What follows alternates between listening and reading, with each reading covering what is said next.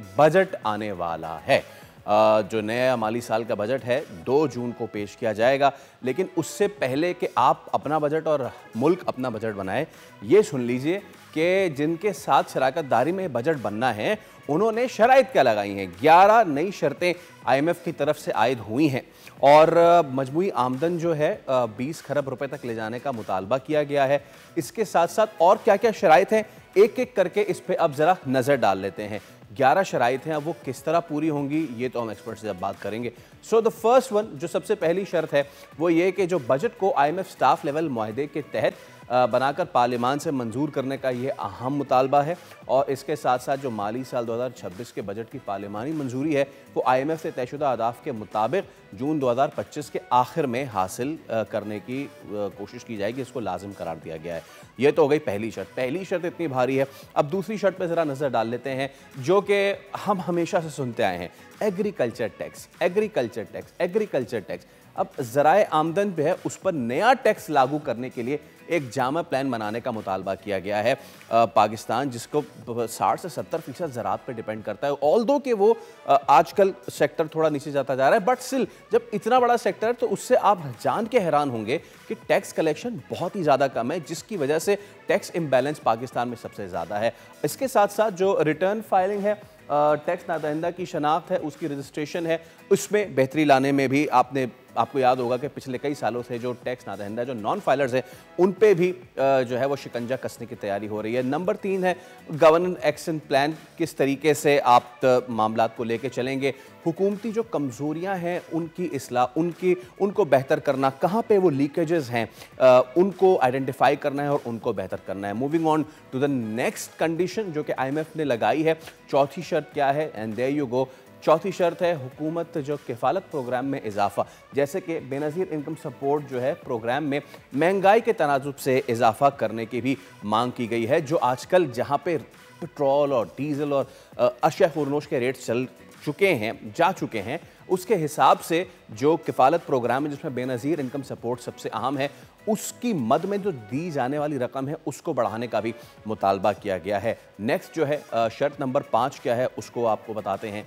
शर्त नंबर 5 जनाब आली वो ये है कि 2027 के बाद मालियाती शोबे में हिकमत अमली पर मबनी जामे मनसूबा बनाने के लिए कहा गया, यानी कि वो मालियाती शोबे जो कि हमारी मॉनेटरी पॉलिसीज़ देखते हैं उनमें भी इस्लाहात करने की ज़रूरत है, उनमें भी रद्दोबदल करने की ज़रूरत है। और 2028 के बाद जो इदारा जाती ज़ाब्ता फ्रेमवर्क की डिमांड की गई है, यानी कि इंस्टीट्यूशनल फ्रेमवर्क जो है उसको भी कैसे इस्लाह उसकी की जाएगी, इस पर भी बात की गई है। Moving on to the next जो कि है शर्त नंबर 6, और वो शर्त जो है वो भी बड़ी अहम है, वो भी बहुत इंपॉर्टेंट है।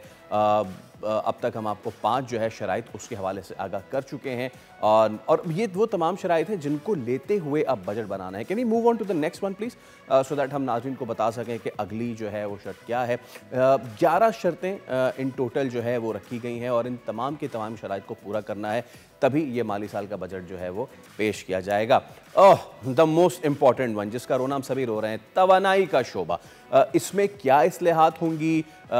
पाकिस्तानी जो है वो तो ये कह रहे हैं कि जी हम बिजली जो है उस हमें सस्ती दी जाए, लेकिन क्या ये बजट इस हवाले से रिलीफ फराहम करेगा? क्योंकि जो शर्त लगाई गई है वो ये कि जुलाई तक बिजली और गैस के नरखों की सालाना नज़रसानी का नोटिफिकेशन जारी करना होगा। So this is big as well. सालाना जो नज़रसानी है उसका नोटिफिकेशन आपको पहले जारी करना पड़ेगा। Then moving on to the next, और वो है अगेन शोबा तवानाई से रिलेटेड, गैस की नरखों की शिशमाही बुनियाद पर एडजस्टमेंट का नोटिफिकेशन भी जारी करना होगा। क्या इसका मतलब ये है कि गैस मज़ीद महंगी से महंगी होती जाएगी? वल्लाह आलम। Moving on to the next one, और जो कि 8वीं शर्त है वो भी बड़ी अहमियत की हामिल है। तवानाई के हवाले से तो हमने बात की, अब 8वीं शर्त जो है अगेन वो तवानाई के हवाले से है। एक और बड़ा मसला, कैप्टिव पावर लेवी ऑर्डिनेंस। मुस्तकिल कानून बनाने के लिए कानून साजी करनी होगी, यानी कि यही वो दर्द सर बना रहा है पाकिस्तानियों के लिए, कैप्टिव पावर लेवी ऑर्डिनेंस। और अब ये सिर्फ ऑर्डिनेंस नहीं रहेगा, इसको बाज़ाब्ता कानून बनाया जाएगा, विच इन टर्न मीन्स कि शायद दोबारा बिजली जो है वो मज़ीद महंगी होगी। ये तो खैर हम अपने एक्सपर्ट से जानेंगे। Moving on to the next one जो कि है नवी शर्त, और नवी शर्त जो है that is again related to शोबा तवानाई, और बिजली के बिलों में जो कर्ज अदायगी का सरचार्ज है उसको ख़त्म करने के लिए जून के आखिर तक की डेडलाइन दी गई है। तो अब देखते हैं कि ये कितना कारगर साबित होता है। जब इससे पहले की तमाम शराइत इस चीज़ का नोटिफाई कर रही थी कि शायद बिजली की कीमतों में इजाफा हो, तो क्या ये करने से बेहतर हो सकते हैं इस्लाहत? आपने अब तक देखा कि तवानाई के शोबे पे, moving on to the next one, तवानाई की शोबे पे सबसे ज़्यादा फोकस है, क्योंकि आप भले से ये तो कह लें कि इन्फ्लेशन रेट यानी महंगाई बढ़ने की शरह हमने कम कर दी, लेकिन जब तक तवानाई के मामला ठीक नहीं होंगे तब तक मामला ठीक नहीं होंगे। Now coming to another important factor जो कि शोबा तिजारत और सरमायाकारी और इनकी डीरेगुलेशन। पाकिस्तान जो स्पेशल टेक्नोलॉजी जोन्स हैं उनको जो मराद दी गई हैं सनती जोन्स को, उनको 2035 तक मुकम्मल तौर पर ख़त्म करना होगा। यानी कि अगले 10 सालों में आपको कोई मराद नहीं दी जाएंगी, आपको इंडिजिनस होना पड़ेगा और आपको अपनी मदद आपके तहत ये तमाम तर मामला चलाने पड़ेंगे। जो स्पेशल आपको मराद दी गई थी उसको जो है लेकिन यह है कि 10 साल का प्लान है, उस 10 साल में आपको ये तमाम तर चीज़ें ख़त्म करनी होगी। And the last one, last but not the least, शोबा तिजारत और सरमायाकारी में डीरेगुलेशन करनी पड़ेगी। और वो क्या है कि जो इस्तेमाल शुदा गाड़ियाँ हैं उनकी कमर्शियल इंपोर्ट पर पाबंदी जो है उसको ख़त्म किया जाएगा। ये कानून साजी जुलाई के आखिर तक करना होगी। तो ये वो तमाम तर शराइत थी, वो 11 शराइत हैं जो कि IMF ने इस वक्त लगाई हैं और इम्पोज की हैं, और इसका जो अब इसको फॉल आउट कह लें, इम्पैक्ट कर लें, वो बजट में क्या आएगा ये तो अब वक्त ही बताएगा। इस हवाले से हम मज़ीद भी बात करेंगे। हम बात कर लेते हैं माहिर माशियात चौधरी अकमल साहब हमारे साथ मौजूद है। चौधरी साहब अस्सलाम वालेकुम, बहुत शुक्रिया आपके वक्त के लिए। 11 शराइत हैं सर जो कि IMF ने इसमें इम्पोज की है, और उसमें से कम नहीं तो ज़्यादा तकरीबन 5 हैं जो कि एनर्जी सेक्टर से रिलेटेड हैं। हाउ इम्पॉर्टेंट इट इज़, वो शराइत जो हैं एनर्जी सेक्टर से जो नथी की हैं, उससे हम आम आदमी क्या मतलब ले कि क्या एनर्जी सेक्टर में prices they are going to soar again? देखिए, इस वक़्त अगर मैं बात करूँ कि सबसे ज़्यादा जो हमारी मईशत की जो तरक्की की राह में रुकावट है, वो हमारी एनर्जी सेक्टर में जो एनर्जी की बढ़ती हुई प्राइसेस हैं वो हैं।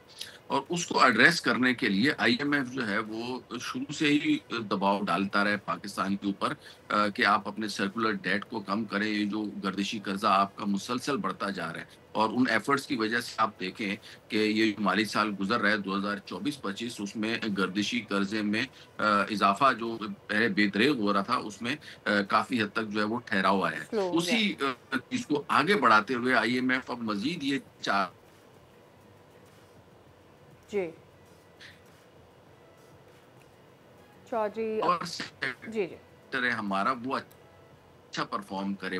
पावर सेक्टर अगर अच्छा, ना सिर्फ ये कि हमारे बिजनेस सेक्टर, हमारे कमर्शियल और घरेलू सार्फिन के लिए भी एक आसानी का बाइस बनेगी। तो इसलिए हम्म पावर सेक्टर की इम्पोर्टेंस जो है ना वो बहुत ज़रूरी है। राइट नाउ जो हमारे यहाँ कैपेसिटी चार्जेस हैं, वो हम्म तकरीबन 2000 से 2200 अरब रुपए के लगभग हैं जो एनुअली हम पे कर रहे होते हैं। तो उनमें कमी लाने के लिए ज़ाहिर है हुकूमत को मुख्तलिफ IPPs के साथ नेगोशिएट भी करना है। उसके बाद अगर सब्सिडीज दी हुई खत्म करना है। फर्दर ये कि जो लाइन लॉसेस हैं, जो हुकूमत करप्शन है, जो बिजली के बिलों में जो है वो इजाफा होता है, वो अल्टीमेटली तो यही होता है ना कि लोग बिजली जो है वो चोरी करते हैं, या लाइन लॉसेस होते हैं, उसकी वजह से ये सारे के सारे प्रॉब्लम्स क्रिएट होते हैं। तो IMF का ज्यादा फोकस इसी तरफ है कि लाइन लॉसेस में एक तो कमी की जाए, दूसरा इंडिपेंडेंट पावर प्रोड्यूसर्स की तरफ से जो है वो जो बिजली है उसको थोड़ा सा स्ट्रीमलाइन किया जाए। और जो डिस्कोज हैं इनकी hmm privatisation, that is another big issue. और इस मर्तबा जो है वो ज्यादा चैलेंज जो है वो हुकूमत को यही होगा कि ये डिस्कोज को जो है वो प्राइवेटाइज किया जाए, ताकि जो पुअर मैनेजमेंट है, जो जो इलेक्ट्रिसिटी डिस्ट्रीब्यूशन सिस्टम में जो प्रॉब्लम्स हैं, जो उसमें करप्शन के एलिमेंट्स हैं, उनको सही कम किया जाए। तो ये 5 जो शराइत स्पेशली जो IMF ने एनर्जी सेक्टर के ऊपर रखी हैं, ये ज्यादातर इसी को ही एड्रेस कर रही हैं। राइट। लेकिन प्राइवेट सेक्टर पे जब हम बात करते हैं, डिस्कोस को प्राइवेटाइज करने की जब हम बात करते हैं, हम जानते हैं कि इलेक्ट्रिक किस तरह से काम करी है, कराची के मसाइल हल नहीं हो रहे, प्राइवेटाइजेशन के जाने के बाद मसाइल मज़ीद बड़े हैं। टैक्स कलेक्शन की एक तो ये मुझे समझना है कि ठीक है आप किसी भी इदारे को प्राइवेटाइज तो कर देंगे, लेकिन उसको करप्शन से पाक रखने और स्टेट के नीचे वो सही तरीके से काम करती रहे, सर्विस अच्छे से प्रोवाइड करती रहे, एक तो ये हम उसमें अभी तक कामयाब नहीं हुए। तो फिर हमें क्या करना चाहिए? जब तक वो नहीं होगा तो किस तरह से वो ट्रांसफ़र होगा आम आवाम तक। दूसरा मुझे ये समझना है कि हम दोबारा ये बात करें कि टैक्स फाइलिंग और ये सारी जो है टैक्स रिटर्न जिसको और ज़्यादा ट्रांसपेरेंट करना है, इट टुक अस 5 years, लेकिन अभी तक हम अपना हदफ नहीं पूरा कर पाए हैं, तो हमें और कितने साल लगेंगे यहाँ तक आने में?